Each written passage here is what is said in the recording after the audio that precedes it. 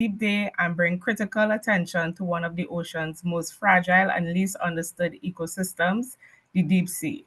We're excited to bring to you the deep debate, protecting the ocean with knowledge and purpose. A powerful conversation bringing together voices from science, policy, frontline advocacy, and community leadership to confront the rising threat of deep sea mining. As governments and corporations push to extract minerals from the ocean floor, we're here to ask at what cost and for whose benefit. This timely webinar is hosted by Rise Up for the Ocean, a global network of over 700 organizations united by the belief that ocean decision making must be shaped by those who are most impacted: indigenous people, small scale fishers, youth, and grassroots leaders across the globe. Our mission is clear: to build an ocean future that is just, inclusive, and sustainable. We are proud to be hosting today's webinar with our incredible partners, the Deep Sea Conservation Coalition, Sustainable Ocean Alliance, Oceano Azul Foundation, EcoSeas Caribbean, and Te Ipukorea Society. Together, we're holding space for hard truths, bold ideas, and transformative action to protect the deep sea, not just as a resource, but as a living, sacred, and irreplaceable part of our planet. So thank you all for being here. Thank you for showing up for the ocean. We want to remind everyone that this is a respectful space for dialogue and knowledge sharing. And if you have any questions, you can either use the Q&A function or the chat. My name is Khadija Stewart. I'm the senior campaigner at Rise Up, and I'll be moderating today's session. So enough small talk from me, and let's jump right into things. We have a keynote address from Luisa Araúz, legal advisor to Panama's Minister of the Environment and Panama's lead ISA negotiator. Now, Luisa is a Panamanian environmental lawyer currently serving as legal advisor to the Minister of the Environment.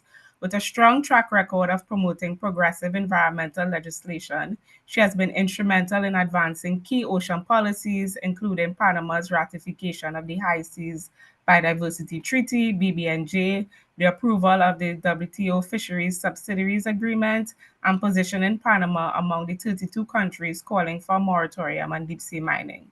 Her leadership has also contributed to national legislation prohibiting marine mammal captivity and current efforts to eradicate shark finning. Beyond policy, she has supported the establishment of marine protected areas, ratification of the Escazú Agreement, and the creation of Panama's first hydrometeorological institute. Luisa holds a law degree from Universidad Católica Santa María la Antigua, a postgraduate diploma in integrated water management from the International Water Centre in Australia, and a master's in environmental law from the University of Melbourne. So, Luisa, thank you so much for joining us, and the floor is yours. Hello, good morning. Thank you so much, Kadia, and everybody present here in this webinar from different countries. And this is I just want to say this is a very timely webinar to be having at this precise moment in this current juncture in international policy and diplomacy. But first of all, I would like to thank the organizers, first of all, Rise Up, for organizing this very important and, as I said, timely webinar discussing the implications of deep sea mining for the ocean that is our global common. I'd also like to thank the EcoSeas Caribbean organization, Deep Sea Conservation Coalition, of course, Sustainable Ocean Alliance, the Te Ipukorea Society, and Oceano Azul Foundation. First of all, I would like to give you a little bit of background on our work as Panama's representative at the ISA. So I am addressing you today as Panama's voice in this political stance that we have taken against deep sea mining and in defense of our oceans and our global common heritage. Our diplomatic position on deep sea mining is not merely a political stance, but it's deeply rooted in our commitment as a maritime nation. As you all know, Panama has a canal that joins two great seas, and it's currently in the light of international forums and policies because of the threats made to it over our sovereignty. So we have been linked to the ocean in more than just an economical way, but in a historical way, and it has been enshrined in our national identity. So it is more than just a position in defense of the ocean, but also a position that defends our nature as a people that are benefit to access the sea, the Caribbean Sea, and the Pacific Ocean. So when Panama officially endorsed the moratorium on deep sea mining in 2022, we established a clear diplomatic position. Protection must precede exploitation. This principle guides our participation in all international forums, such as the Convention on Biological Diversity, the UNCCC Convention, and all international forums where Panama is guided. This principle guides our commitment in multilateralism at this serious and delicate times where it is being threatened from different fronts, and in responsible environmental management and stewardship.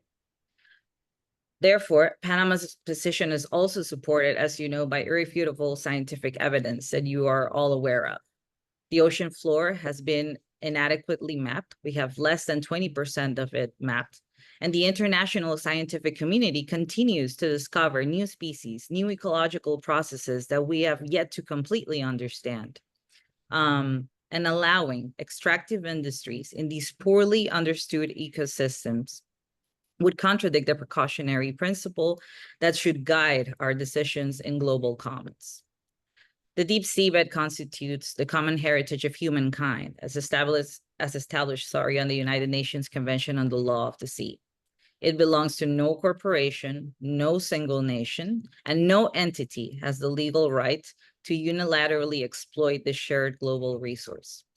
So Panama firmly maintains that any exploitation regime should be thoroughly developed with strong environmental thresholds, and most importantly, all the outstanding issues surrounding the development of the mining code that have not been yet discussed, such as the equitable sharing mechanism for this. We have to remember that the deep sea has to be exploited, if it were to be exploited, for the benefit of humankind, not just a few corporations or a few nations. If we do not ensure the existence of these mechanisms, along with all other outstanding issues, such as the lack of a robust general environmental policy at the ISA, the promise of deep sea mining is just a promise of wealth for a few and devastation for the rest of us and our global heritage.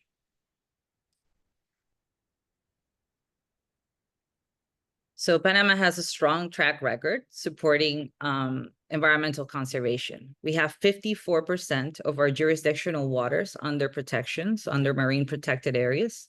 And we also approved Latin America's first Coral Reef Protection Act that also includes seagrass. And we also defended and successfully included more than 100 species of sharks and rays in CITES Appendix 2 during its last COP, which was held here in Panama. Now, 90% of the shark finning market is regulated thanks to this inclusion in the Appendix 2 of CITES. So we demonstrate that marine conservation and sustainable development are complementary, not mutually exclusive goals. Therefore, Panama has a clear line in international policy regarding deep sea mining. We believe, first, that we should strengthen independent scientific research of deep sea ecosystems before considering any extractive activity. Of course, we must develop a robust regulatory framework to regulate these activities, but we must also address all the outstanding issues surrounding the deep sea mining regime that have not been even remotely discussed in depth. Without all these elements in place, deep sea mining poses no benefits to humankind, no benefits to the most impoverished communities and the most marginalized communities, particularly in small island developing states and least developed states. We also advocate to ensure transparent decision-making within the ISA and to ensure that all processes include all stakeholders and especially coastal and indigenous communities. We also think that we should explore in depth, but through international cooperation, serious international cooperation with the necessary political will to carry it out, to really explore technological alternatives to deep sea mining, to continue research on alternatives to not have to use these metals. We cannot rely on transitioning to a clean energy system if we are relying to do that on the destruction of the last pristine ecosystem on the planet. That is not acceptable. That is exactly the kind of attitude and bad decision-making that led us to this environmental crisis we're living, a triple environmental crisis we're living. So we cannot make that mistake again, and especially not now with all the knowledge we have of all the threats the ocean's already facing. So I just want to finish off reminding you on the current state that the ocean has. We have multiple anthropogenic stressors: acidification, land-based pollution, plastic pollution that comes from both land-based and at vessel source. We have overfishing, we have illegal fishing, and we have climate change that also produces sea level rise and warming of waters, which has serious implications, not just for biodiversity, but for fisheries and other human activities at the ocean. Therefore, Panama extends an invitation to all nations to join this precautionary moratorium. The minerals of the deep seabed have remained untouched for millions of years, and we can wait until we have the science, the safeguards, and the global consensus necessary to proceed without causing irreversible harm. Our diplomatic position is clear. True wealth is not measured in metals extracted, but in ecosystems preserved. True progress is not counted in quarterly profits, but in healthy oceans passed to future generations. Thank you. Thank you so much for that, Luisa. That was an incredible ending. I feel like you gave us like a perfect mic drop moment with that. And I love the emphasis on protection over extraction and Panama's call for, other countries as well to join the moratorium. Because like you said, the ocean is already going through so much, from pollution to all these other different anthropogenic challenges, that now more than ever we need to prioritize protection. And you mentioned also the need to strengthen the science, and this will take us to our next speaker, which is Patricia Esquete, who is a deep sea biologist and researcher from the University of Aveiro. So, Patricia is a marine biologist who focuses her research on the biodiversity of different marine and freshwater ecosystems, from tropical rainforests to the deep sea. Her work involves exploring the ocean, having participated and led deep sea expeditions to all oceans, from the tropics to the poles. She has discovered and described dozens of species new to science and is a taxonomic editor of the World Register of Marine Species. Currently, she focuses her research on the study of ecological aspects of deep seabed mining and co-leads the Minerals Working Group of the Deep Ocean Stewardship Initiative, although today she is present speaking in her personal capacity. She's also interested in the decolonization of science and the intersections of knowledge systems from an anthropological perspective.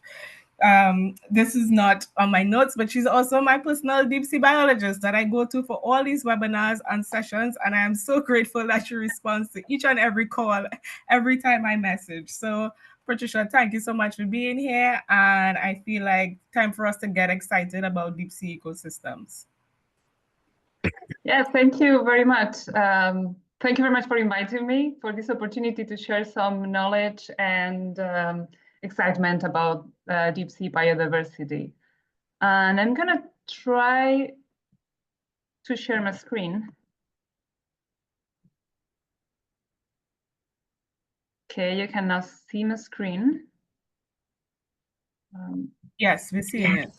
I'm trying to put in a presentation mode. It's kind of, yeah. Okay. Okay, everybody can see my screen, I hope. Yeah. So let's talk about biodiversity in deep sea ecosystems with mineral resources. So first of all, what is, okay, now it's working. When scientists talk about the deep sea, we mean everything that happens over 200-meter depth. And that accounts for over 96% of the habitable space on Earth, which is the vast majority of the habitable space on our planet. And hosts, of course, an extraordinary variety of habitats and extremely high biodiversity, which millions of species described and many more to be described. It is largely, as it's been said already, largely understudied in terms of biodiversity, ecosystem functions, and all this biodiversity is driven by adaptations to the extreme conditions that happens in the different habitats of the deep sea. Extreme condition of temperature can be very high or very low. Extreme condition of pressure, there's a high pressure under all that seawater. Lack of light mostly, very particular chemical conditions, and also very much, or in many cases, lack of nutrients or a lot of nutrients, depending on the area. And that drives adaptations of the life that occurs there that are completely different from other environments. And that means that what we know from land or coastal ecosystems in terms of conservation and restorations is simply not applicable to the deep sea. So how does it look? How is life in the deep ocean, in particular in this ecosystem that will be targeted by deep sea mining? So it's a very strange place for humans. And this black screen is not an error, it's how the deep sea looks like for humans. It's dark, it's very cold, it's full of pressure. But let's throw some light to this sea, just for us to understand and to embrace that it's a really, really strange place for humans. But let's throw some light and welcome to an abyssal plain with manganese nodules.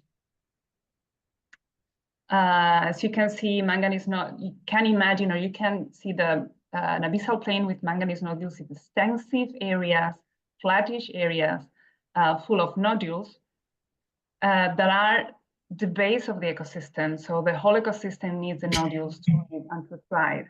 There are species living on top of the nodules, around the nodules, or underneath the nodules, using directly or indirectly the nodules to live. So there's species also living on the species that live on the nodules, underneath the nodules to live. In abyssal plains, the amount of food that reaches the seafloor is not much, it's very little. And that means, or what happens is that the biomass and the density, the amount of organisms is quite low. However, the biodiversity is really mind-blowing. So in every sample of sediment from one of these areas will come from approximately between 70% or 90 and over 90% of species that are not only unique, but also they are new to science, or they haven't been formally described yet. And they are different between them. And the next sample will come with, again, about 80–90% of species that are different and are new to science, are completely different from the previous sample. So the biodiversity here is really, really mind-blowing and unknown. So needless to say, with all these species that are new to science that we don't know, we of course don't know what they need to thrive and to survive, apart from the certainty that they do need the nodules to live. But there's a huge lack of understanding of how this ecosystem actually work, what are the needs of the ecosystem, what is their resilience, what are the species living there, how they do relate to each other. So in summary, there's low abundance, low density, but mind-blowing biodiversity, largely unknown, that depends directly or indirectly on the nodules to live. As much I would love to keep looking at these creatures. Let's go to the next slide. And we're gonna talk about one more type of ecosystem that will be targeted by deep sea mining, this time the hydrothermal vents. Hydrothermal vents are kind of the opposite situation regarding to abyssal plains with nodules. They are full thriving with high abundance of life. These ecosystems are formed because fluids like seawater that filters into the substrate, goes deep into the ocean crust, gets warmed, gets mixed with the different chemical elements, and then comes back to the surface full of chemicals and with high temperature. There's species, very special species that can live and that can thrive and that actually need those chemicals and those fluids to actually, and those temperatures to actually live. So there's a handful of species, typically a handful of species. Every vent is different and will have a different set of species, but in very high biomass, in very high numbers. Hydrothermal vents, because they are so fascinating environments, they are so different from the rest of the planet, they're possibly the best known type of ecosystem in the deep sea. But the biodiversity, as I was saying, is very special, is completely different from the rest, and it's very abundant. And so I was saying, now that we know so much, or well, there's still many events to be known, but now that we know so much, we can tell with certainty that these ecosystems are very unique, and they are very fragile, and they do need protection. That's a conclusion we can take. And again, here the substrate is essential for many of the species to live. And while the active vents are quite or relatively well known for being in the deep ocean, the inactive vents are not so well known. And those were actually, those will be the target of deep sea mining, because it will be very difficult to mine an active vent. So the inactive vent will be, which are largely unknown and can be, more importantly, it's been demonstrated, can be reactivated by drilling into the substrate, and they are largely unknown. And there's yet one more type of resource and type of environment that will be target for deep sea mining, which are seamounts. Seamounts, I cannot start talking about the beauty of seamounts. So seamounts are, as you can imagine, they are mountains in the deep ocean, mostly of volcanic origin. That what they have is cobalt crust, that's the resource, and they have thriving with life, typically thriving with life. There's coral gardens, sponge gardens, and even octopus gardens. The biodiversity is mind-blowing, is very high. Around the seamounts, the currents that form attract fish, so they are very important for fisheries, apart from the high biodiversity that they have. So the currents move food, attract fish, and then that's so they are an important habitat, and they are essential for the fisheries.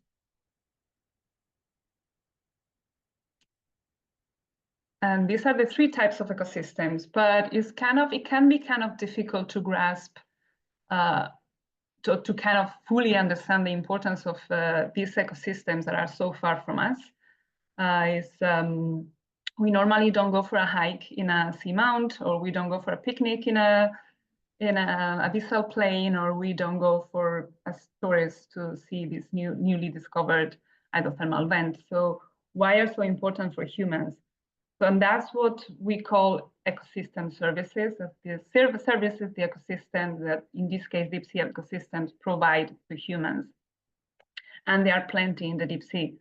That goes from climate regulation, so it sequesters CO2, food resources, I was saying, or a refuge for food resources.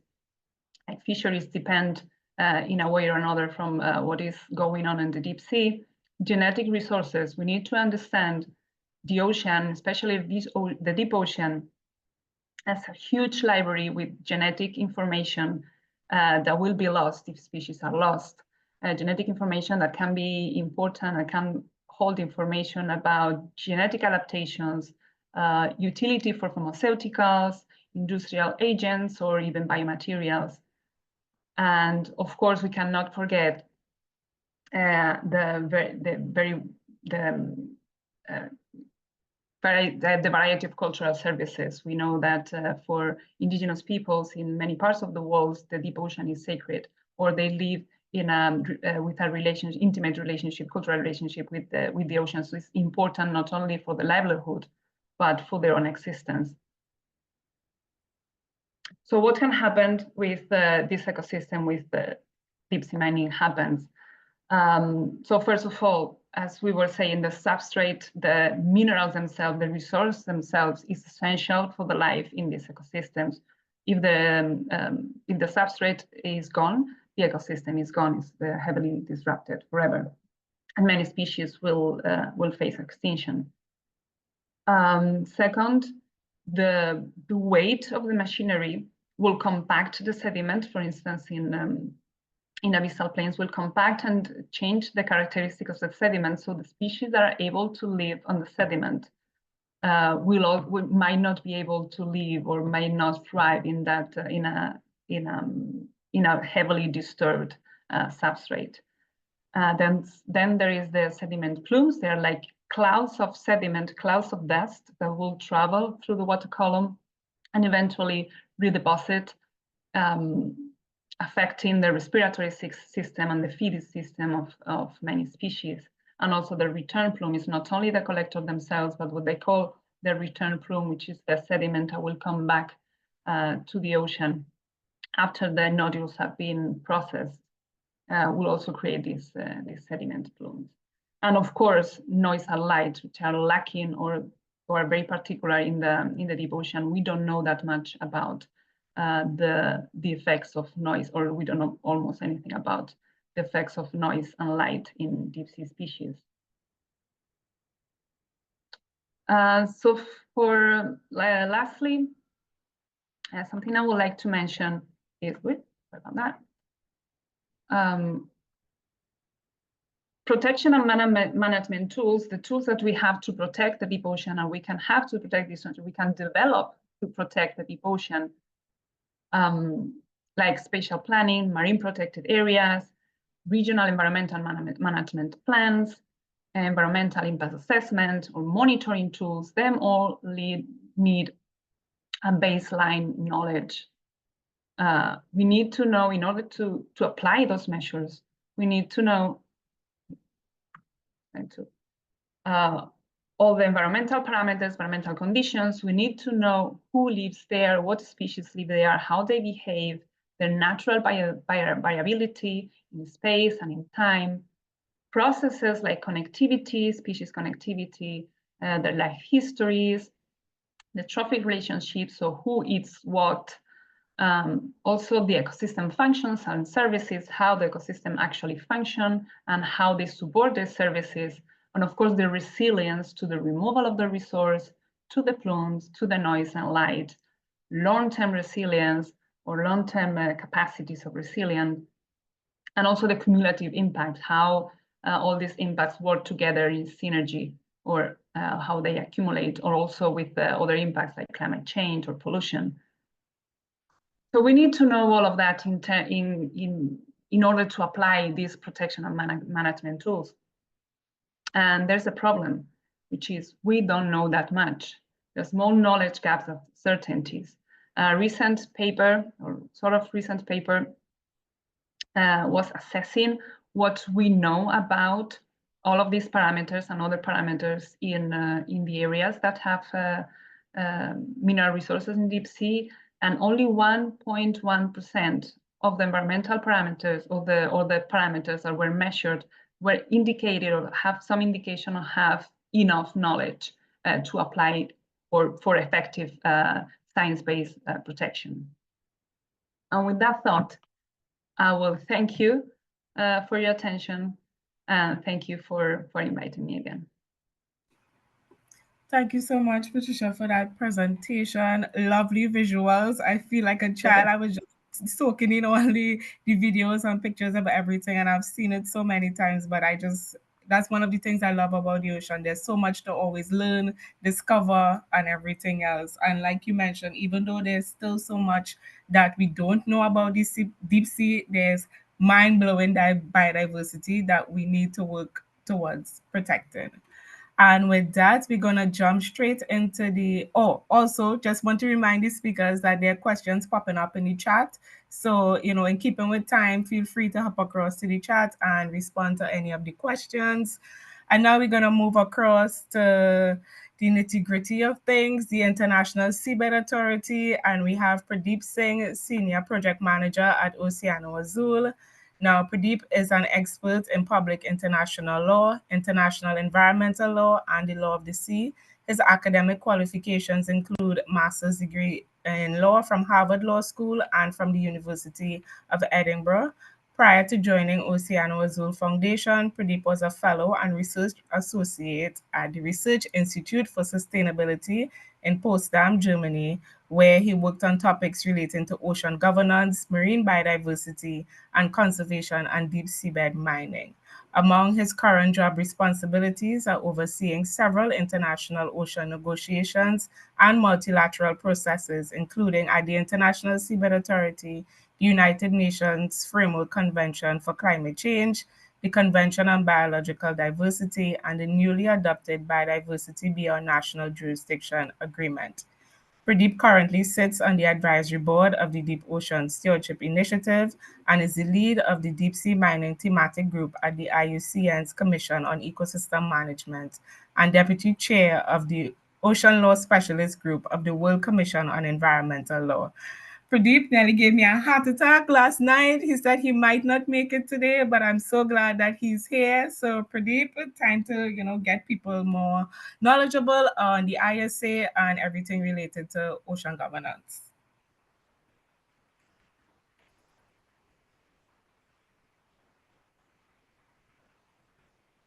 Pradeep, are you still here? Don't make me cry.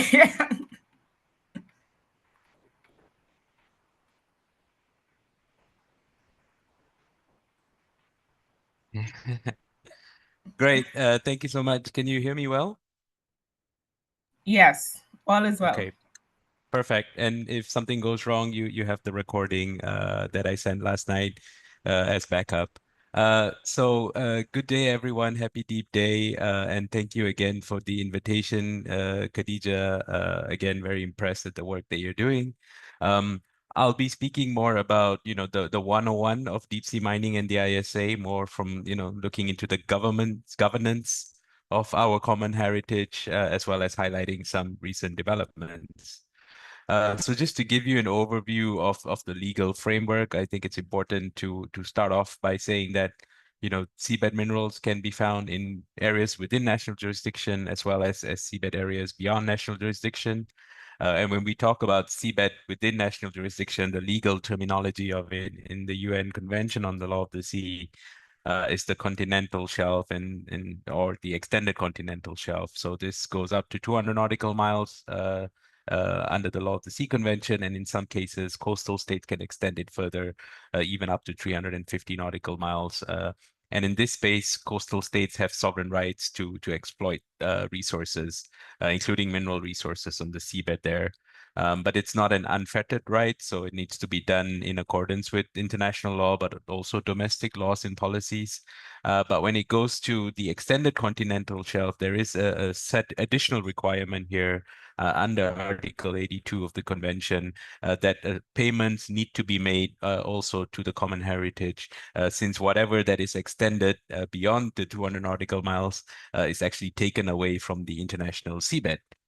On the international seabed, the convention legally designates the area and its mineral resources as the common heritage of humankind. These resources can only be accessed through the International Seabed Authority, where any exploration or exploitation activities must be carried out for the benefit of humankind as a whole, and any revenues that are generated from such activities must be shared through a benefit sharing mechanism, an equitable benefit sharing mechanism that the ISA needs to develop.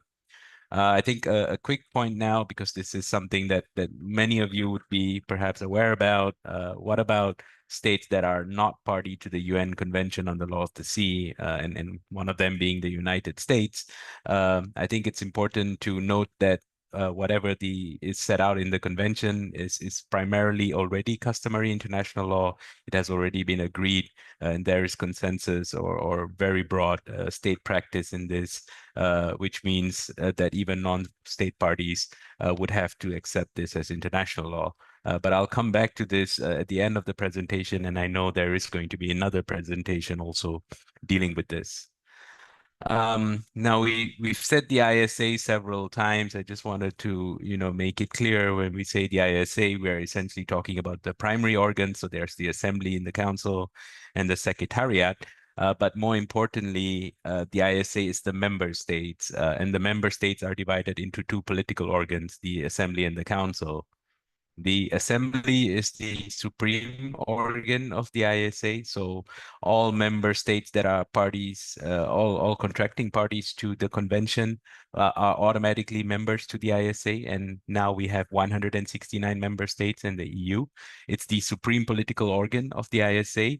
All states are represented, all states have a vote, and it's the body that exercises oversight over all other organs of the ISA. But then on the other hand, you have the council, a smaller body, a more executive body of the ISA, comprising just 36 states. And they are divided into interest groups, as you can see here in the chart on the 5 interest groups, which are the major consumers of metals that come from the deep sea bed, major investors in deep sea mining, the major exporters of minerals from terrestrial sources. And then you have a group for developing countries, and then the final group, which is the biggest, 18 members, based on equitable geographic representation. And it's the council that makes a lot of key decisions, including, as we will see later, negotiations on the mining code, on the exploitation regulations, which are currently ongoing at the council. And in future, any applications for exploitation activities that will not be determined by the assembly. It's the council that decides on individual applications on whether or not to approve them. Which is why, I wanted to make 2 quick points here. It's important for states that are not on the council to still attend the meetings of the council, to try and participate and influence the process. Because interestingly, one fun fact about the council of the ISA is that it has never taken a vote. It tries to take decisions by consensus, and that has been the practice for 30 years now. And so non-council members also have a lot of opportunities to participate in these negotiations, to try to push for ambitious outcomes. And the second point is the assembly, which is the supreme organ of the ISA. And in recent years, there have been attempts by many states now to revitalize the assembly to ensure that it really exercises oversight over all actors, all organs of the authority. Historically, meetings of the assembly have not been very well attended. I've said, 169 member states, but usually the meetings of the ISA assembly attracts only about 70 states on average. And legally speaking as well, most of these meetings actually take place without quorum being achieved.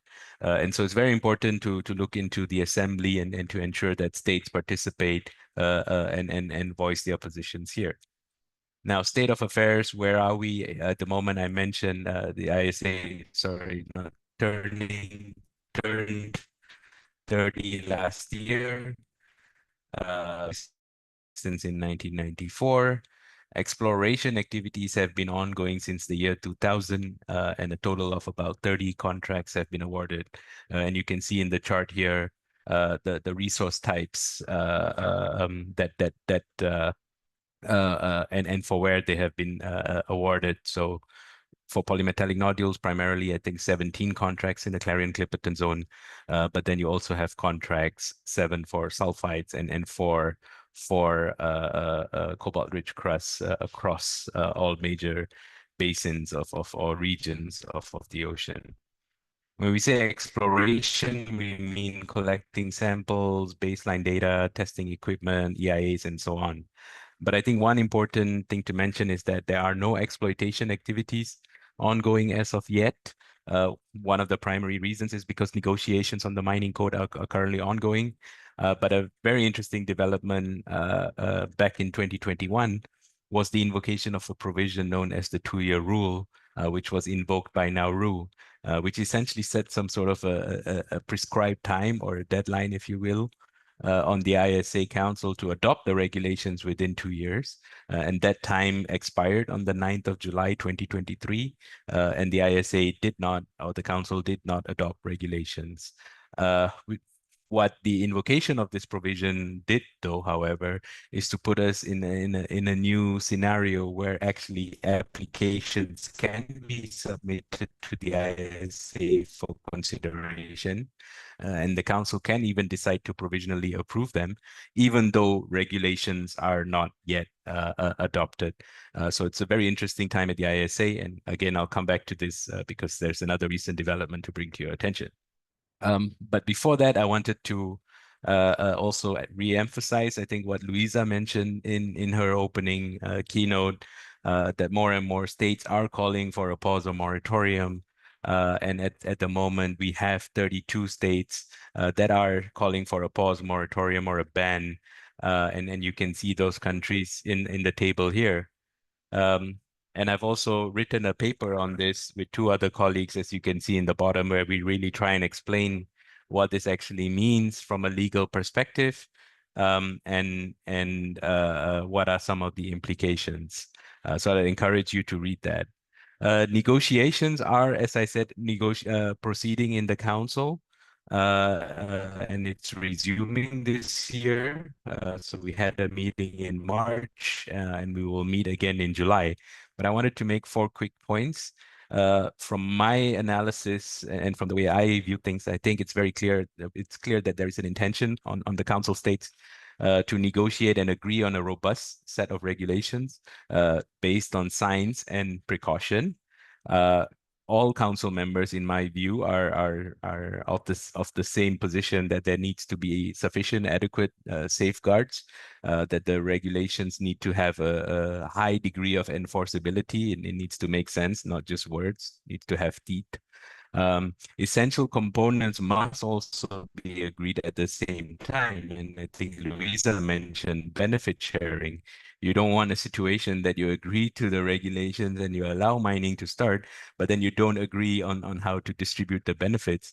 And worse still, well, what if there are no benefits to show for any mining activities, no royalties and so on. So this needs to be agreed, the financial terms and benefit sharing, as well as standards that are binding. So technical standards must also accompany the regulations.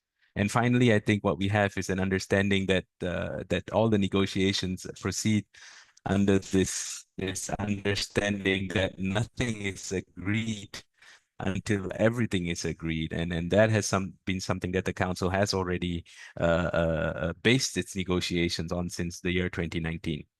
Now, in very recent development, wanted to draw your attention to the executive order that came from the US administration just a couple of weeks ago, where it seems to be quite clear that there is at least an intention to explore the possibility of mining activities being conducted in areas beyond national jurisdiction, but subject to US domestic law, and thereby circumventing the ISA. And as we know from just at the end of April, one mining company actually announced that it has submitted an application for mining on the international seabed under US domestic law. I know this will be tackled by another presentation, so I'll leave it there for now.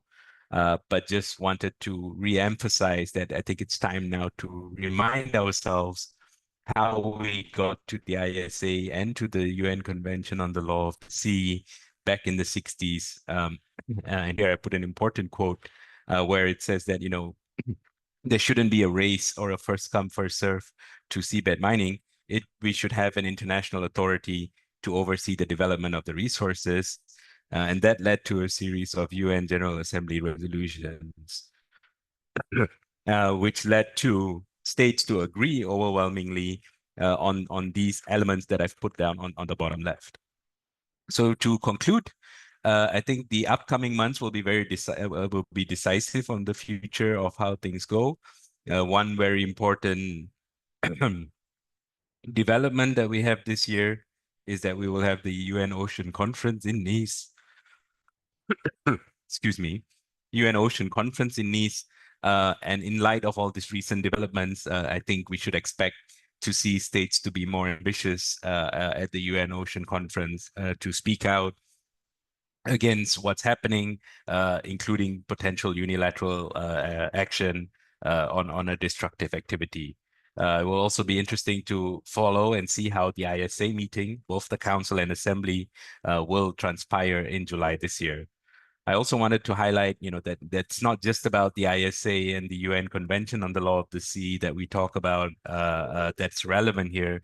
States also have many other obligations under international law. We have the newly adopted BBNJ agreement that will hopefully come into force soon, in a year or two. But we also have the Global Biodiversity Framework, as well as other obligations that states have agreed to, and political commitments as well, to protect and preserve the ocean, which is already under unprecedented levels of threat. So it's important, I think, as a final note, to emphasize that, now is the time for all states to engage, come together and take collective action to ensure that, mining activities do not commence until there is sufficient science as well as safeguards in place. And only then should the decision be taken whether or not it makes economic and social and ethical sense to proceed with seabed mining. So with that, I'll say thank you and thanks to the organizers. Thank you so very much, Pradeep. And again, guys, if you have any questions, just to be keeping with time, be sure to pop them in the chat and our speakers will be ready to answer and respond. And something that I love that you said is, what if there are no benefits, which is a very real reality when discussing, this emerging, but let's not use the word emerging because that makes it sound like it's going to come to fruition. But with this industry, right? And it's being put forward as a climate solution, but a climate solution for who exactly and at what cost? So with that, we will jump to Bobbi-Jo Dobush, environmental attorney. And Bobbi-Jo is an environmental attorney and expert on the financial and liability risk posed by deep sea mining. She practiced law for a decade at a global firm where she counseled clients on climate regulations, sustainability, financing of renewables, and carbon markets. Bobbi-Jo advises civil society, government, investors, and philanthropies on deep sea mining. She aspires to make ocean science, law, and policy accessible. Bobbi-Jo is also fluent in Spanish, has a degree in visual arts, and loves ocean sports, adventure, books, and salsa. Ooh, I love salsa too. But with that, Bobbi-Jo, the floor is yours. Thank you, Khadija. Give me 1 second to share my screen here. No problem. And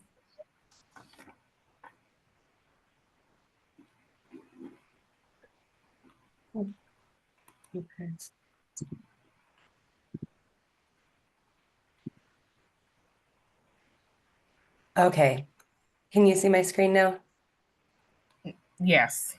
Okay, and Khadija, I'm really glad you picked up the thread of Pradeep's, that who knows if there are going to be any benefits, because I would love to talk about that today. I want to talk about the economics of seabed mining, and it's very timely, as Luisa and Pradeep mentioned. I'll also speak to the executive order. Give me a second. I'm going to time myself because otherwise you'll be listening to me for 3 hours. And okay, first we're going to talk about the economics. Is there even a business case for seabed mining?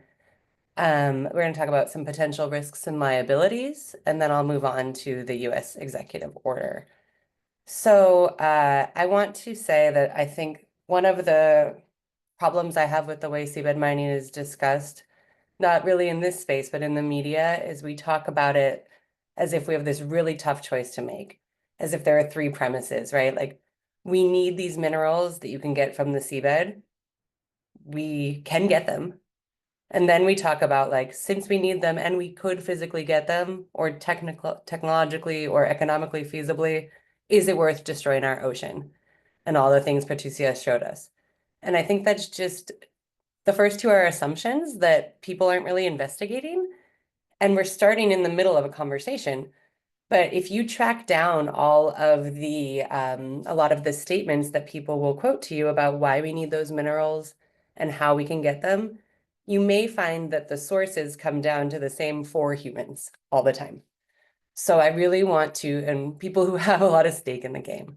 So I want to be clear, in my personal life, I'm really not a huge cynic. I mean, I love I love the environment. I want to talk about cultural values, but I'm here right now to tell you, like, even with my cynic hat on, even with my private equity deal evaluation hat on, we folks who think about the economics and the finance of this really truly believe that even if you don't care about the ocean and you don't care about people, seabed mining just doesn't make sense. It's not a great business bet.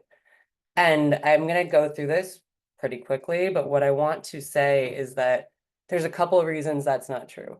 One is this may be obvious to this crowd, but when you're thinking about sourcing metals from the ocean, there's no lithium that's going to be brought up from the seafloor and commercialized. And at least where I'm based in the United States right now, lithium is what's like front and center.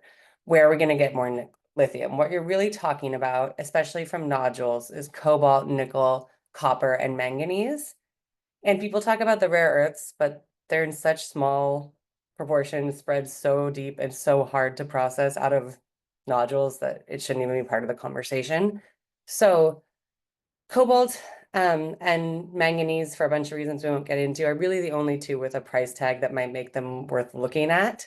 But when, for example, the metals company really came on the scene a couple years ago, they used to talk about a nodule like a battery in a rock, like you would just pick it up and put it in your EV. But that's last generation's batteries. Even now, all of the new EV batteries are coming out, don't use those metals. So there goes that market. And would-be seabed miners are finally getting savvy to that, and they're starting to talk not about saving the world and climate transition, but really talk about defense, infrastructure. I heard on a presentation recently, an industry presentation, something about industrializing the global middle class. They're just saying, like, you need our metals, you need them from the seabed, just trust us. Just you need them. And I'm not going to go through all the things on this slide, but I will point out something that Victor Vescovo says a lot and that the numbers bear out, which is even reasonable minds can disagree about how many minerals we need. But if you needed them, the deep sea is pretty much the most expensive place you could get them. And again, I won't go through this, but my point too about assumptions, we don't know that we can get them. People brag about like successful trials. These trials have been less than 1/5 scale, and they haven't been all that successful under most metrics. You may have seen this spill that TMC had off the All Seas ship. This was in 2022 when the hidden gem was out in the Nori-D zone off of Mexico, which is out in the area, as Pradeep was talking about. And during that time, the metals company pulled up over months how many nodules they say they're going to do in like an hour. And don't quote me on those numbers, but they are on the slideshow. And just generally, all of these massive industrial projects, whether it's an oil and gas project or a coal project or an electric, like a solar or a wind, they always go over budget. And how is something that's like ridiculously far from shore, deeper than oil and gas, no supply chain setup, we don't know how we're going to process it, how is this not going to be much more wildly expensive than we think it is? And if the metals market is bottoming out, cobalt and nickel are at all-time lows, are there going to be benefits for anyone? Skip this part. So I kind of brought this up to say, don't take my word for it. It's not that I'm saying this is a bad bet. All of these organizations, you know, the European Investment Bank, the International Capital Markets Association, UNCTAD, the UNEP Finance Initiative. I mean, it's not sustainable, but I feel like we've almost moved on beyond that conversation. Nobody's even pretending it's sustainable anymore, or, you know, at least not in business circles and in government circles. Why are we doing this if it's not sustainable? we don't need the minerals, we're probably not going to make any money. Also, let's talk about the liabilities. Seabed mining threatens fisheries. And Patricia could speak more to this as a scientist, and there are many scientists who specialize in the interactions between fisheries and seabed mining potential interactions. But it's pretty interesting because recent work, for example, we assumed that we didn't talk a lot about how seabed mining actually happens, but you would suck up nodules, you would create a cloud of dust at the bottom. I mean, Patricia did talk about this, but then there's this other cloud called the midwater plume that you wash on the nodules on the board of the ship, and then you spit out all of the junky water. And that water would have metals, toxins in it too, not just sediment cloud, which sediment cloud already gets in the gills of fish and it gets in the things tuna eat. I'll just say that fisheries are starting to pay attention, including some of the big RFMOs. And I just think that it's a little bit wild that an administration that also came out with an executive order about restoring American seafood competitiveness and is talking about opening up marine protected areas to fisheries, those are the same areas where they're talking about licensing seabed mining. It's, you can't have both. I won't go, again, we're just really, with my cynical hat on, even if you don't care about Indigenous rights and human rights or underwater cultural heritage, all of which I do care about, and I'm really glad we're highlighting that during this presentation. Even if you didn't, those things have the price tag, even if you're a super cynical business person, because these are lawsuits, these are pushback, these are delays. I think the metals company said that when Greenpeace blocked their operations at sea, they were losing more than $1 million a day. And so all of these awesome people who are coming to share their personal perspectives at the ISA, all of the human rights special rapporteurs that are paying attention to this, it really matters, even from this, again, hyper cynical perspective, because these things aren't without the kind of risk that matter to industry and to investors. So I want to talk about two things that are happening in the United States. That executive order that Pradeep pointed to, it kind of has two parts. The part that Pradeep mentioned is the US has this law called DSHMRA, the Deep Sea Hard Mineral Resources Act, which was created while the details of UNCLOS were being decided, and the US drafted it as a provisional way to start leasing minerals in the high seas with the intention to then ratify UNCLOS, which they never did. But as Pradeep said, UNCLOS is customary international law, and the US has how do we say this quickly? The US has consistently said that they think it's customary international law, except the parts on seabed mining.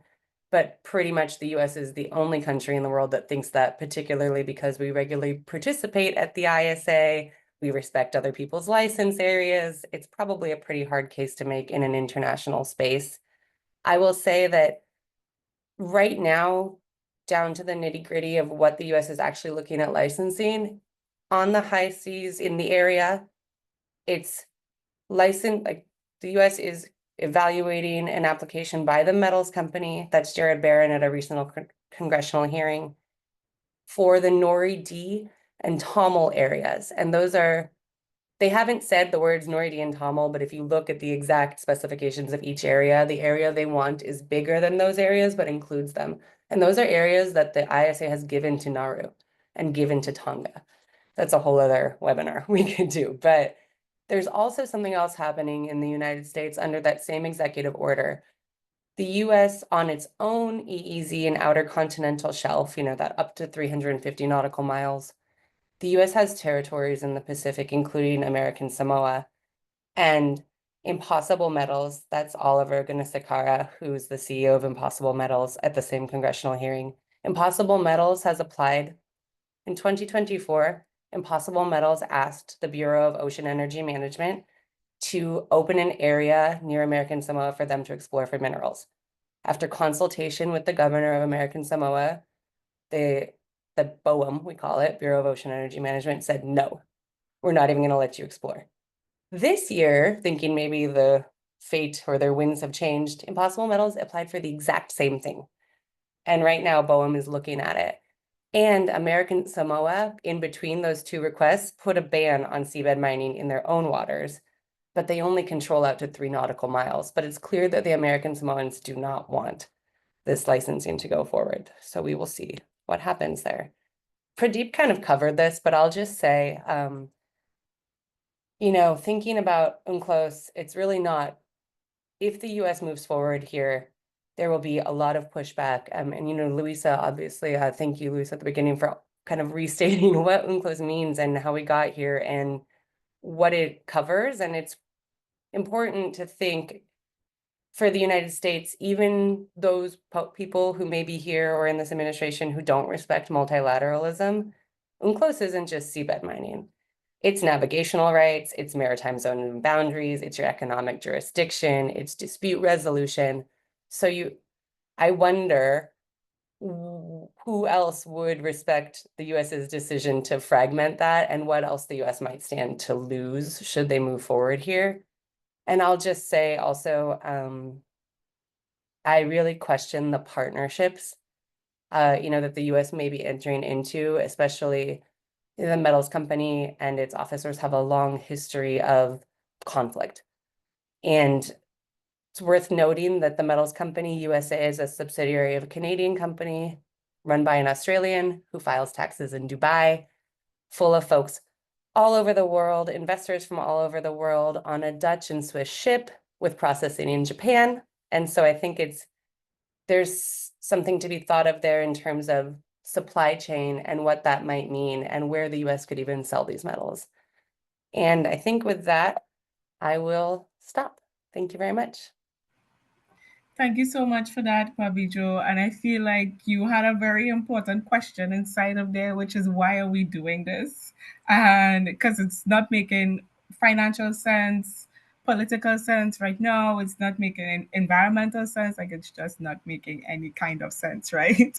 So that's the $1,000,000 question. Why are we doing this? And to be keeping with time, because we're already a little bit over, and I know we're supposed to end at 10:15 my time, but for those of y'all who can stay on a little later, we would greatly appreciate it. And I would cut out reading some of the bios to save time. But now we're going to jump. I mean, that was a lot of technical conversations, you know, the science, the governance, the financial implications, but it was so important for us to understand the background so that when we go forward to do advocacy work or deep sea protection work, we are grounded in knowledge.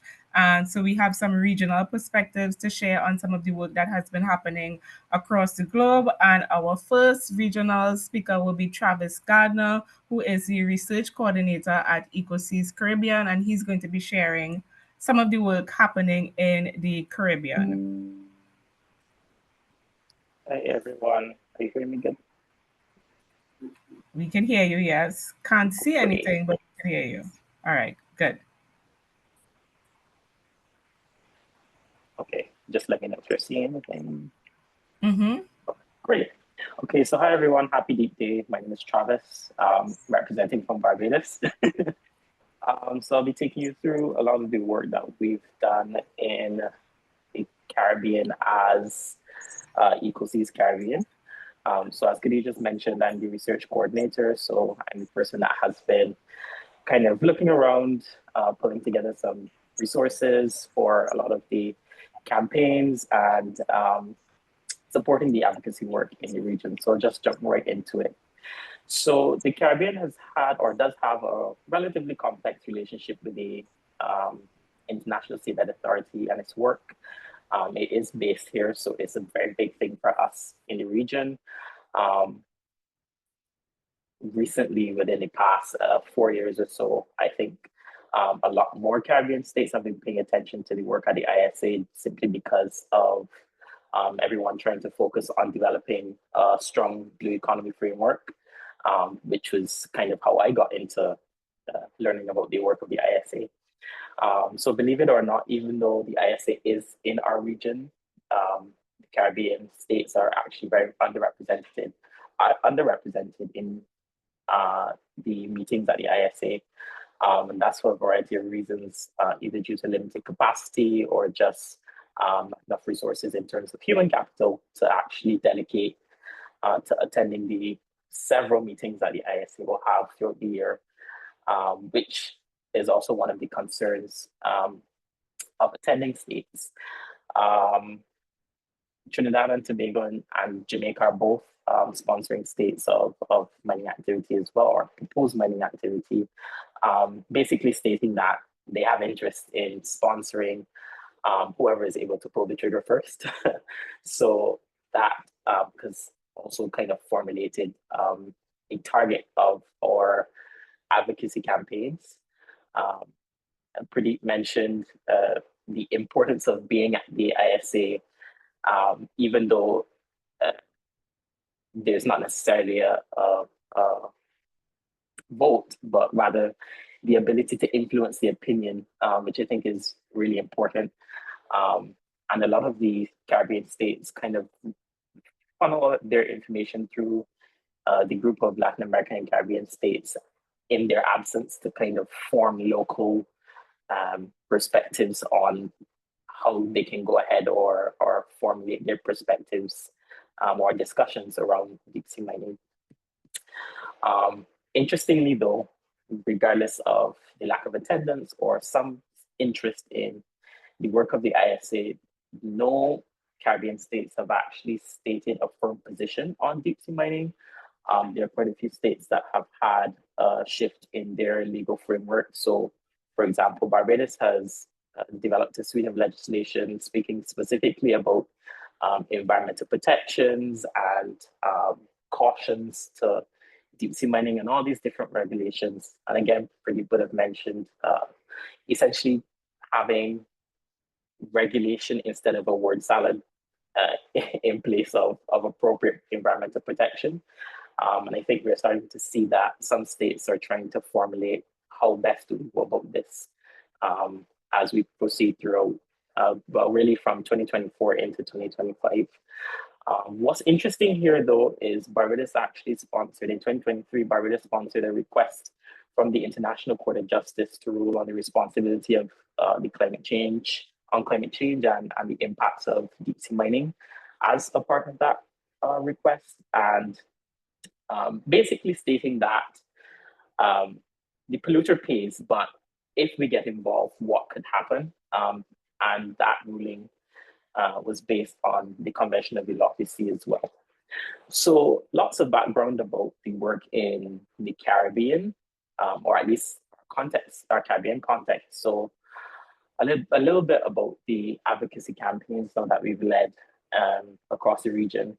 So we've screened multiple times in several countries, Deep Rising, which is the movie about deep sea mining and how the Pacific states have kind of viewed the impact of test activities and then discussions regarding cultural heritage and fisheries as the two major components of UNCLOS.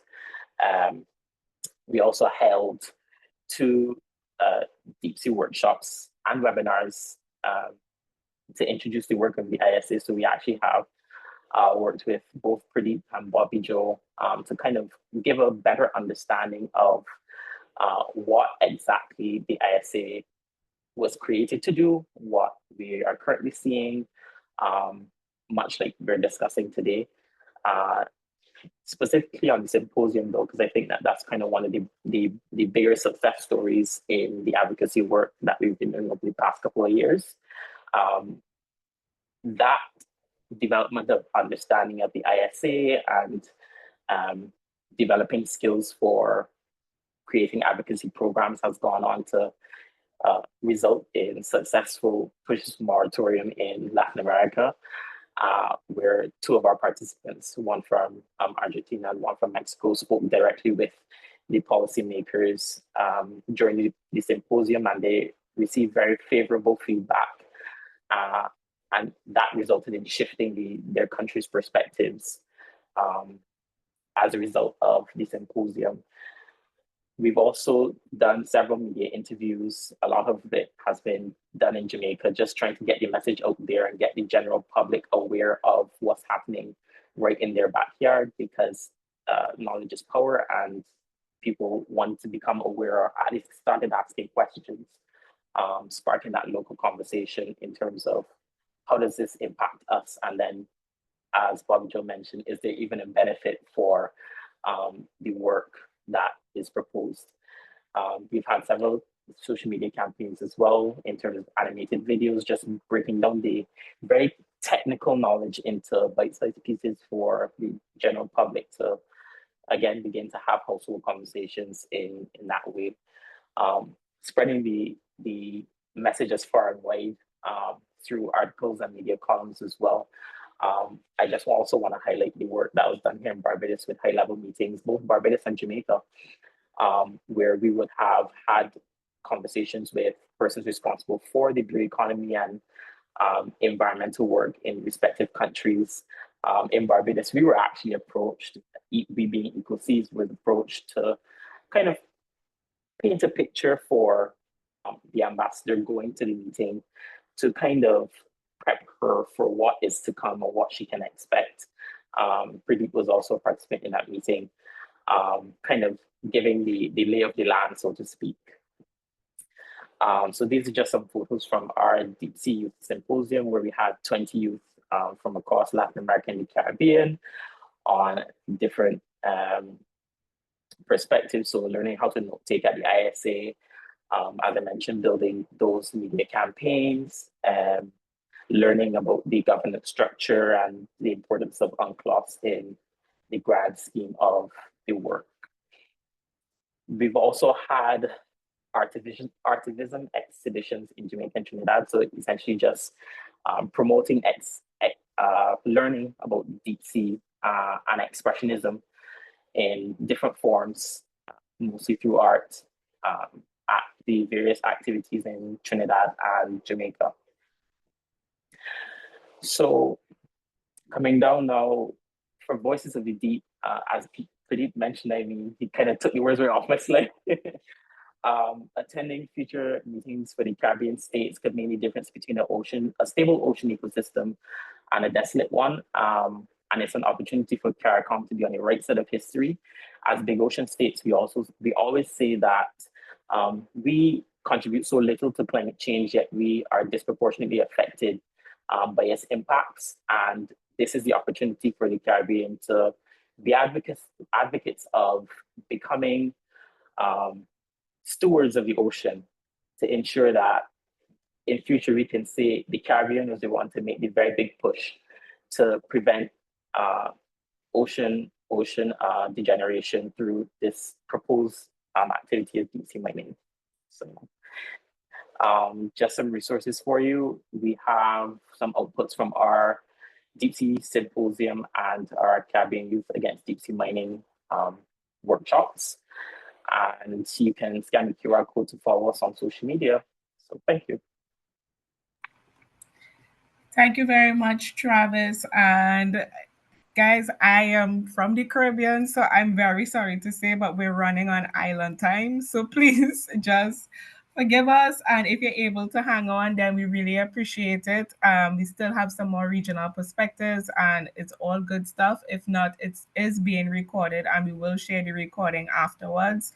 But we'll encourage you to stay on and continue engaging. And with that, we're going to jump straight into the regional representatives from Sustainable Ocean Alliance.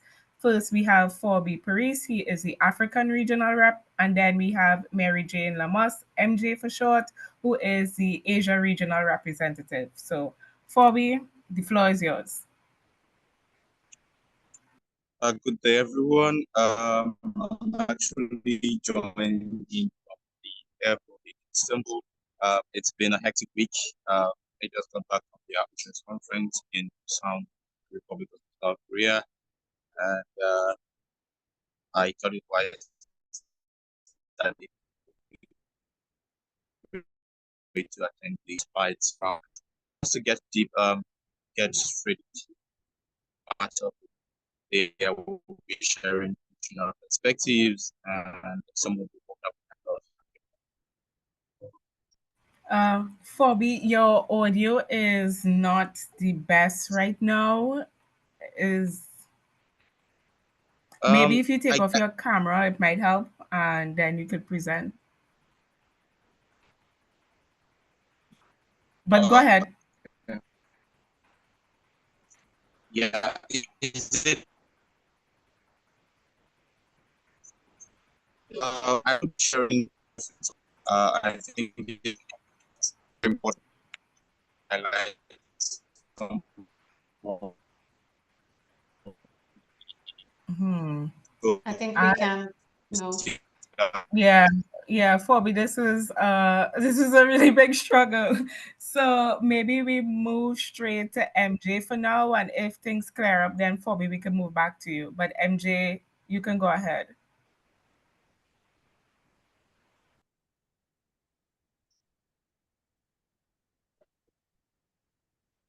Just give me a sec. I'll put my presentation.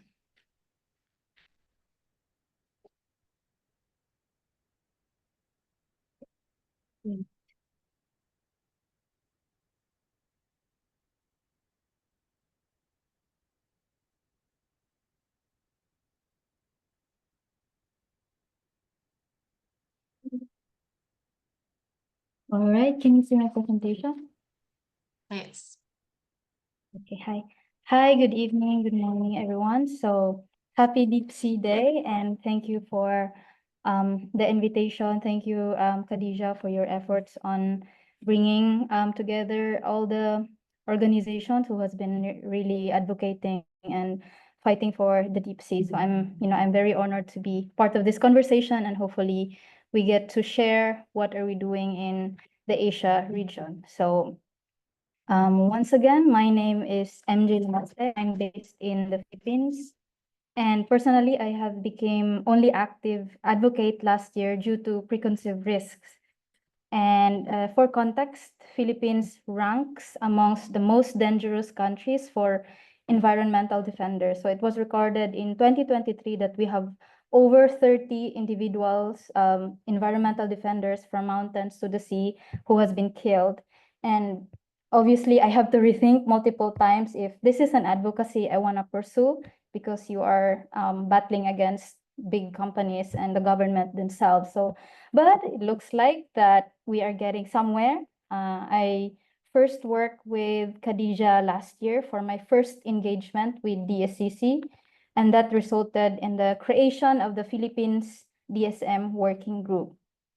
And to give you the regional context, so okay, the global context first, there has been 32 countries calling for a moratorium. Currently, no Asia-Pacific country has taken a stand against deep seabed mining. Countries like China, which are our neighbors, India, Japan, Korea, has been actively pursuing deep sea mining interests, and they have signaled their intention to pursue deep seabed mining once the license gets approved and released. And basically, with the support of DSCC, I have been actively involved with them, and our goal for this year is to at least gain 10 country allies in the Asia Pacific, taking positions against the deep seabed mining. And to do so, we have lean on this strategy, focusing on educational awareness, advocacy, policy engagement. So the global SOA itself has been active on deep seabed mining awareness for the past few years, and personally, I've only accepted my role of like, okay, I'll be the voice in one of the voice in Asia. And this is basically like our goal as a region, more on like empowering youth leaders across in the Asia Pacific and providing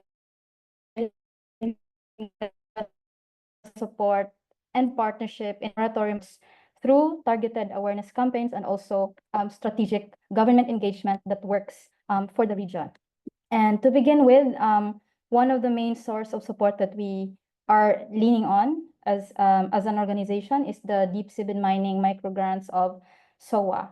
And we are very fortunate that Asia has been one of the priorities. This is also courtesy of Khadija last year when she was at SOA, that really pushing like we need more representation from Caribbean and from Asia. And to begin with, SOA Malaysia, one of our hubs, they launch a educational tool, which is the Deep Sea Dilemma board game, and this is used as an educational tool to engage key players in basically conducting simultaneous real-world scenarios where players assumes roles such as, all executives, government, communities, and this is in the hopes of bringing educational institution across Asia, mainly focusing on countries speaking Bahasa, which is Malaysia, Indonesia, Brunei, and Timor-Leste. So the game, it's still developing, but they've already done like simultaneous engagement in the countries I mentioned earlier. And moving on to SOA Sri Lanka, and this is one of the, like the closest place to India, whose government is really pushing for deep seabed mining. So what they've done is basically conducting a series of campaign against deep seabed mining. So they did, at the beginning, it was more of like just gathering people through scuba diving, coastal cleanup, online webinars, and then we moved through targeting people who really have, I guess, the voice and the platforms, which are the journalists. And we did like media training on about the deep seabed mining, how to address it, why we need to use our, our platform, our work to make sure that the government hear us. And then they are also one of the countries who is actively, like the hub itself, some of them are actively conducting research on deep seabed mining and really understanding why there's a need for precaution on what's the benefit whatsoever. And I think this is also kind of like we have been pushing them. I think last year I went there and just met the Ministry of the MEPA, I don't remember, Marine Environment Protection Authority, and kind of just like put myself out there like, hey, we are doing this, would you be interested? And we are like now in discussion of like what's next. And so it's always like what's next, but I think if we don't take any one step ahead, there's nothing gonna happen. So just making sure that everyone is we're pushing people to make it happen, and I guess that's how it's done in other countries as well. So we'll see how it ends. And next one will be SOA Timor-Leste, and SOA Timor-Leste as well. As you may have heard, that they are one of the countries that ratified the High Seas Treaty last year. It was announced during the East Asian Congress in China last November, if I remember correctly. So what we did with the hub, so what basically, because everyone is like, oh, clueless of what is deep seabed mining. So the hub conducted deep seabed mining socialization in the 4 big universities in Timor-Leste, and it commenced with a national seminar inviting the Ministry of the Environment, the faculty, the head of the faculty. There was even a joke that we could have invited the president on this discussion. So that the crowd was really more of the students, but the guest was really like considered high level in the governance of SOA Timor-Leste. So we could have done the invitation of DFA and president, but we just didn't know that time that that was supposed to be the roadmap. And it was just last week as well, during our ocean conference on Korea. I was there representing the Asia region and bringing the delegation. We met up with someone from the Department of Environmental and Natural Resources, and they have basically give us the hint that you should reach out to DFA, we can help out. And that's already like, oh wow, we are connecting more when we are outside of our country, more than when we are in our own country. So that was already a good, was a good insight. So it's a work in progress now, and definitely we will be hearing more in the coming weeks of what is the SOA Timor-Leste's plan in, kind of like engaging with the Department of Foreign Affairs. And moving on to SOA Philippines. So this is, I guess, one of the hubs that I'm kind of heavily active, because this is the country I'm involved with. I've worked with them since last year. So with the help of the SCC intervention last year, like bringing Filipinos together, we have created the DSM working group. So it started with 3 organizations: the Alliance of Tigilmina, the Alliance of Anti-Mining, Bantay Kita, Sustainable Ocean Alliance, and Coalition of Civil Society. And we launched a petition addressed to the Department of Foreign Affairs. And basically, last year, that petition bring 3,500 voices all over the world. And also we are supported by 60 civil society organizations around the world. It's not a lot of numbers, but definitely we hear, we hear people helping, like reaching out. And this is not the end, the petition is not the end. And for us, I think it's not a success yet, but what was transpired with the petition is that we were able to set a meeting with the Department of Foreign Affairs last week. So while we were in our ocean conference, the team in the Philippines also gathered to discuss, it's more of like a presentation, like, hey, like we received your email, but it was also already kind of like, how do you say, like a step that they already see us. So basically the next step is what we can do more for us, for them to feel that we are pushing it like 100% from now on. And that's still like, we are building the concept note of what's next after the concept note. We still don't know. So we are also figuring things out. We want to learn from other countries' approach as well. And definitely we need support in making this happen. And the thing is, of course, there are already dramas happening. During the March. MJ, sorry to cut you off, but like if we could sum it up so that we can move on. Okay, I think this document, this I was probably specific, but yeah. This slide is very important because the government already submitted a seabed map during the IES meeting in March last year. So definitely we need more help to push Philippines, hopefully the first Asian countries to take position. And with that regards, we've been doing multiple engagement in the Philippines as well, like just bringing more youth, more universities, artists, scientists. We're also leveraging like economic opportunities for women, just ensuring they are part of the conversation. We're bringing the materials in major conferences.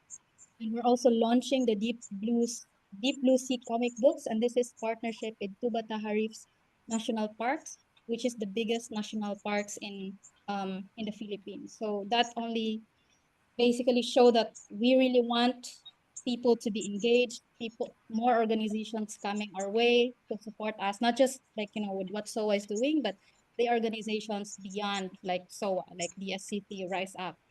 And with that call to action, join us in our network to strengthen Asia's voice against seabed mining, because we definitely need 100% of everyone's support.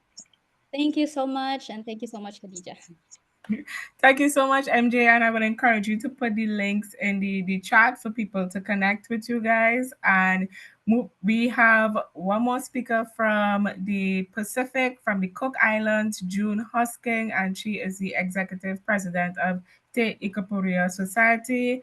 And then Travis and myself are going to wrap things up. So hang in there. We're almost at the end. So June, the floor is yours.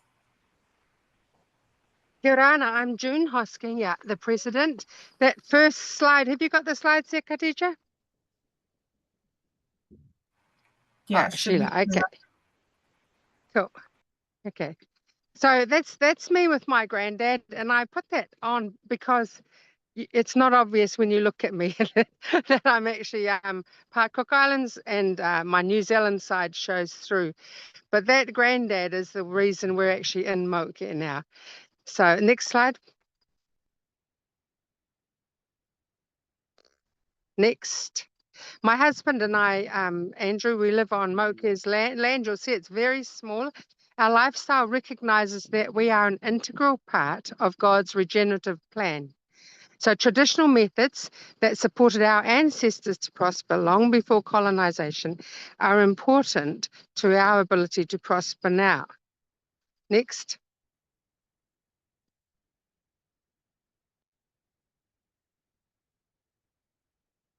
Okay.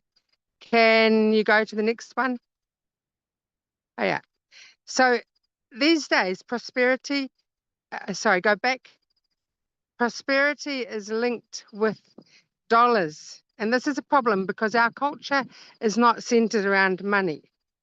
For us, being prosperity is content with your health, your security, with your identity, your purpose, and you're confident in your faith. And that reciprocal activity was innate to our ancestors to care for family, community, and the environment because it sustains us. So Andrew and I live a life of prosperity, but we have very small income and no debt. Next. In 2018, when I first stood to speak at Moke's consultation on Seabed Minerals Act, I knew very little about seabed mining. Oh, it's the next slide. Yeah, thank you. At home, we have intermittent TV, internet. That's why I'm under a street light right now. We have no TV. Island-wide, there's no radio, no newspapers available. So the documents come from the government, and the consultation suggested that the deep sea was a desert. That was 2018. But I knew enough reading the documents to see that the Act gave too much power to one person. Also, the oil spill crisis in the Gulf of Mexico, and closer to home, our failure that New Zealand had to rescue us from, of Rarotonga's multi-million-dollar water system, reminded us that irreversible damage occurs, and when things go wrong, it is extremely difficult to make those responsible accountable. And this is really important to think about. But nobody wanted to listen to that. And in 2022, our Cook Islands Seabed Minerals Authority granted 5-year exploration licenses to 2 US companies and 1 Cook Islands Belgium partnership. So next slide. In September 2024, we had a Protect Our Ocean sail-out rally. And so that was just last year. And it was during the Underwater Minerals Conference that Cook Islands was hosting. This was when the general public really began to engage and question deep sea mining. So it's been a long, slow journey. There were some very unhappy investors on the wharf because they had been led to believe that Cook Islanders were all for mining. Next. Now we have some important concepts and that are guides for us. Manatiaki is a critical concept in our traditional culture. It's our responsibility to be guardians of that which makes us who we are, that which allows us to stand tall and prosper. Next, the Pito Enua. Pito means umbilical cord, Enua is the land. When a child is born, the afterbirth is buried and a tree planted on top. In my mum's case, because she was born in Rarotonga, not on her home island, the umbilical cord was dried and kept in a bottle to be returned to Moke one day. This is a reminder that we are dependent upon our environment. We're connected to it, literally. Next. Manatiaki and Pito Enua are concepts developed from observations and wisdom passed down. They may seem to be intangible cultural heritage, but really it's basic science. We observe that we are all dependent upon interlinking cycles that make up life, and that life from the heavens to the bottom of the ocean is linked. Next, our traditional culture provides a resilience already that continues to be eroded by outside influence. Mining is a boom and bust industry. If we get any money at all, it will likely cause further loss of our traditional self-sustaining culture as people become dependent upon money coming in and lose the initiative to ask, what can I do with what I have? So for example, our house that I designed in Moke and we built by hand is designed for passive cooling. So we don't need air conditioning. And I mean, we've lived with thousands of years without air conditioning. So I was sort of surprised to hear people at the ISA talking about air conditioning being a need. And really importantly, hasn't been talked about much, but let's not forget that more metals is going to be more stuff made, which is going to become more rubbish. And we already have a waste crisis. I believe we have nothing to gain from deep sea mining, and you obviously do too, but we have everything to lose. Next. So finally, you will notice these illustrations that have been done by my son, beautifully done, and they're from books that we've created to raise awareness, but also to, because our government just doesn't share, they share one side of the story, just literally.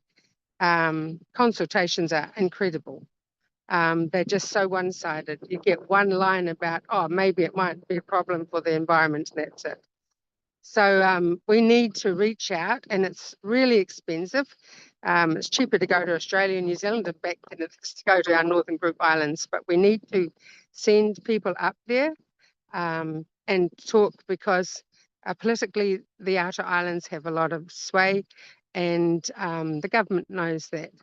So these books will help to fundraise, as well as other people are helping as well. But they're also really good. You might enjoy purchasing. You can purchase via Amazon, and look up June Hosking on Amazon. You'll find them, and you can maybe gift some to your school for World Biodiversity Day that's coming up. Would be appropriate, or Environment Day. Thank you so much. That's Thank the you end. so much. Thank you so much, Jude. And I must say, I saw these books firsthand at the ISA in March, and they're absolutely incredible. The illustrations, everything, they're amazing, beautiful. So I would encourage everybody to support as much as possible. And with that, we're gonna now wrap up the webinar with some quick call to actions. And we have Travis from the SEC Comms Manager. Sorry. Hi, also, yeah, we'll make it very quick, but we heard some lovely conversations today about, deep sea mining and why it's important to act, new threats facing the deep sea, coming from mining companies as well. And so one thing that the Deep Sea Conservation Coalition has is our defendthedeep.org website, which very easily allows anyone from around the world to select the country that you live in or reside in and send a letter or tweet at your country's minister calling on them to support a moratorium. And so this is a great way and very easy way for the public to feel engaged in, sometimes the processes happening at the International Seabed Authority in Kingston, Jamaica can feel very far away. And so this gives everyone a very easy opportunity to engage on the campaign. And so, yeah, I'll stop there. Thank you so much, Khadija. Thanks so much, Travis. And with that, we at Rise Up also have some call to actions. We're collecting your voices, and we want to spread the word as much as possible. So we'd encourage you to sign on to, well, first of all, to fill out our form where we could collect your voices, where we'll be able to take some key messages that you have for us. We take them to UNOC, and then we're also going to take them to the International Seabed Authority in July, Sheila. And yeah, in July. And then we also have a collective statement that we work on, and we are encouraging your sign up. So it's there for you to read, and it's all about deep sea protection more than anything else. And again, we're going to take this statement to UNOC as well as to the ISA in Jamaica in July. And then beyond, we want to keep, getting as much voices as possible, as much diverse voices as possible to bring, everyone to the forefront of the conversation, because we need as much action to make sure that we protect the deep sea. And I hope that this webinar was insightful. It was knowledgeable. I mean, I see that we still have a few of you all, a good bit of you all stayed on.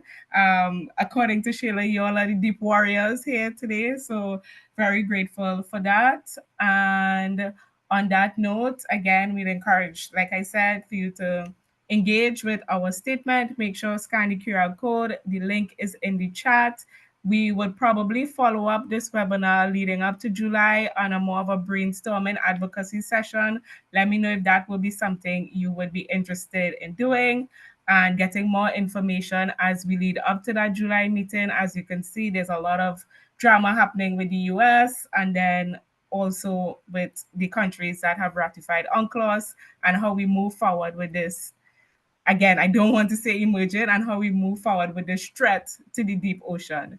So I would like to thank all of you all for joining, and I would like to encourage you all to share as much as possible today on social media. Today is Deep Day, so happy Deep Day. And with that, I guess we could officially wrap things up. So thank you, everyone, and make sure and go out there and defend the deep.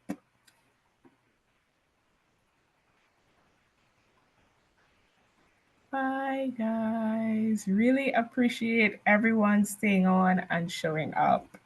Thanks, Khadija. Thank you. I hope